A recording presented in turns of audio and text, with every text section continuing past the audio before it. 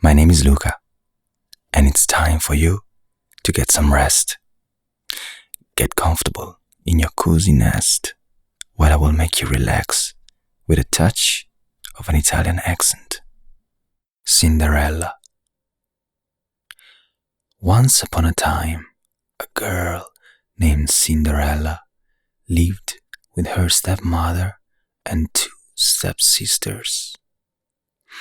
Poor Cinderella had to work hard all day long so the others could rest. It was she who had to wake up each morning when it was still dark and cold to start the fire.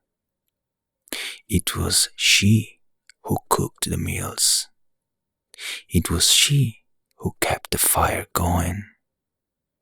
The poor girl could not stay clean from all the ashes and cinders by the fire.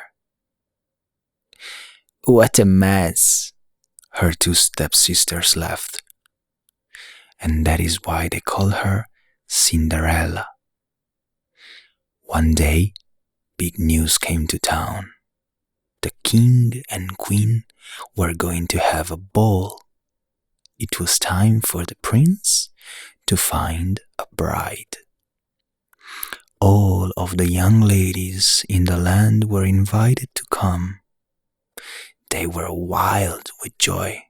They would wear their most beautiful gown and fix their hair extra nice. Maybe the prince will like them.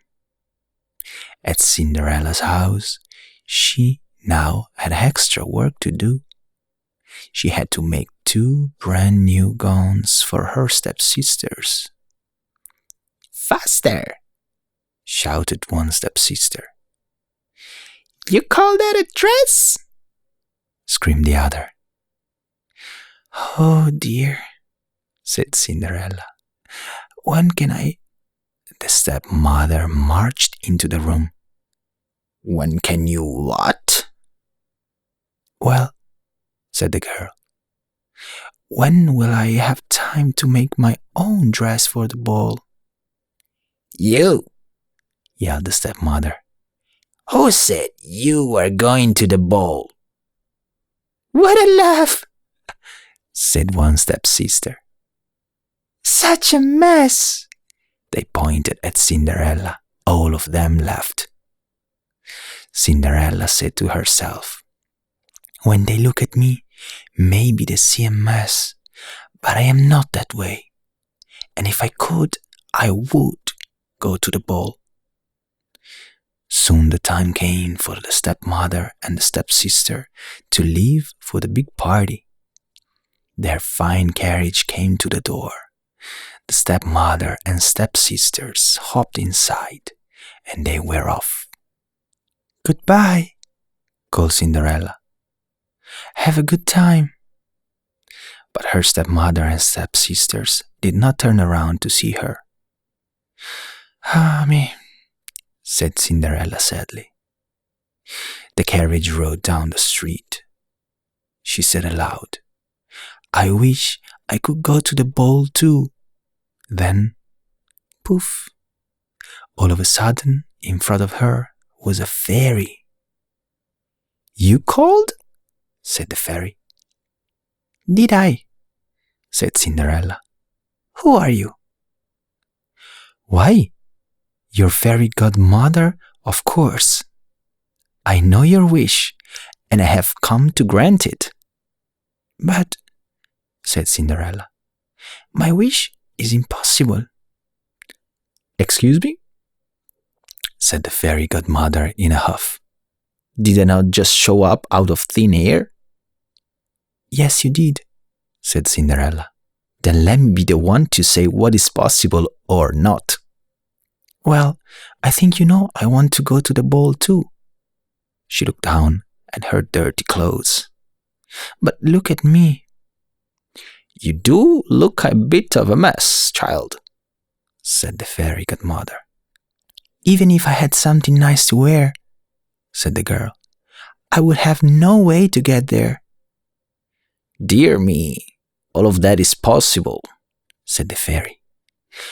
With that, she tapped her wand on Cinderella's head. At once, Cinderella was all clean. She was dressed in a beautiful blue gown. Her hair was set up high on her head inside a golden band. "This is wonderful," said Cinderella. "Who said I was done?" said the fairy godmother. She tapped her wand again. At once, a beautiful carriage came to be, with a driver and 4 white horses. "Am I dreaming?" said Cinderella, looking around her. "It is as real can be," said the fairy godmother. "But there is one thing you must know." "What is that?" "All of this lasts only to midnight. Tonight, at the stroke of midnight, it will be all over. Everything will go back to how it was before." "Then I must be sure to leave the ball before midnight," said Cinderella. "Good idea," said the fairy godmother. She stepped back. "My work is done." And with that, the fairy godmother was gone. Cinderella looked around her. Did that even happen? But there she stood in a fine gown, and with a golden band in her hair, and there were her driver and 4 horses before her waiting. "Coming!" called the driver. She stepped into the carriage, and they were off. Over at the ball, the prince did not know what to think. "Why do you have that sad look on your face?" the queen said to her son. "Look around you. You could not ask for finer maidens than these." "I know, mother," said the prince. Yet he knew something was wrong. He had met many of the young women. Yet, after he said hello, one by one, he could find nothing more to say. "Look!" Someone pointed to the front door. "Who is that?" All heads turned. Who was that lovely maiden stepping down the stairs? She held her head tall and looked as if she belonged, but no one knew her. "There is something about her," said the prince to himself. "I will ask her to dance." And he walked over to Cinderella. "Have we met?" said the prince. "I am pleased to meet you now," said Cinderella with a bow. "I feel as if I know you," said the prince. "But of course that is impossible." "Many things are possible," said Cinderella, "if you wish them to be true." The prince felt a leap in his heart. He and Cinderella danced. When the song was over, they danced again. And then they danced again and yet again. Soon the other maidens at the ball grew jealous. "Why is he dancing all the time with her?" they said. "How rude!" But all the prince could see was Cinderella. They laughed and talked and they danced some more.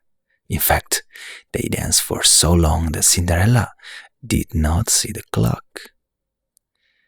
"Dong," said the clock. Cinderella looked up. "Dong," went the clock again. She looked up again. "Oh my," she cried out. "It is almost midnight." "Dong," ran the clock. "Why does that matter?" said the prince. "Dong," called the clock. "I must go," said Cinderella. "Dong," went the clock. But we just met," said the prince. "Why leave now?" "Dong," ran the clock. "I must go," said Cinderella. She ran to the steps. "Dong," said the clock. "I cannot hear you," said the prince. "The clock is too loud." "Dong," ran the clock. "Goodbye," said Cinderella. Up the stairs she ran. "Dong," went the clock. "Please stop for a moment," said the prince. "Oh dear," she said as one glass slipper fell off her foot on the stair. But Cinderella kept running up. "Dong," said the clock. "Please wait a moment," said the prince. "Dong," ran the clock. "Goodbye." Cinderella turned one last time. Then she rushed out of the door. Dong. The clock was quiet. It was midnight. "Wait," called the prince. He picked up her glass slipper and rushed out the door. He looked around but could not see her blue dress anywhere. "This is all I have left from her," he said, looking down at the glass slipper. He saw that it was made in a special way to fit a foot like none other. "Somewhere there is the other glass slipper," he said, "and when I find it, I will find her too. Then I will ask her to be my bride." From hut to hut, from house to house went the prince. One young woman after another tried to fit her foot inside the glass slipper, but none could fit. And so the prince moved on. At last, the prince came to Cinderella's house. "He's coming," called one stepsister as she looked out the window. "At the door," screamed the other stepsister. "Quick!" yelled the stepmother. "Get ready! One of you must be the one to fit your foot in that slipper, no matter what!" The prince knocked. The stepmother flew open the door. "Come in," she said. "I have two lovely daughters for you to see." The first stepsister tried to place her foot in the glass slipper. She tried hard, but it would just not fit. Then the second stepsister tried to fit her foot inside. She tried and tried with all her might, too, but no dice. "Are there no other young women in the house?" said the prince. "None," said the stepmother. "Then I must go," said the prince. "But there is one more," said Cinderella, stepping into the room. "I thought you said that were no other young women here," said the prince. "None who matter," said the stepmother in a hiss. "Come here," said the prince. Cinderella stepped up to him. The prince got down on one knee and tried the glass slipper on her foot. It fit perfectly. Then, from her pocket, Cinderella took out something. It was the other glass slipper. "I knew it," he cried. "You are the one." "What?" shouted the stepsister. "Not her!"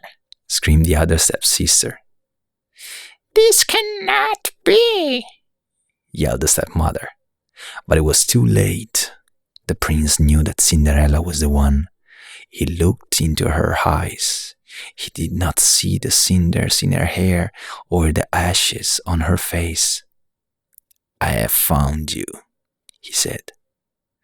"And I have found you," said Cinderella. And so Cinderella and the prince were married, and they lived happily ever after. And this is the end of the story. Buonanotte.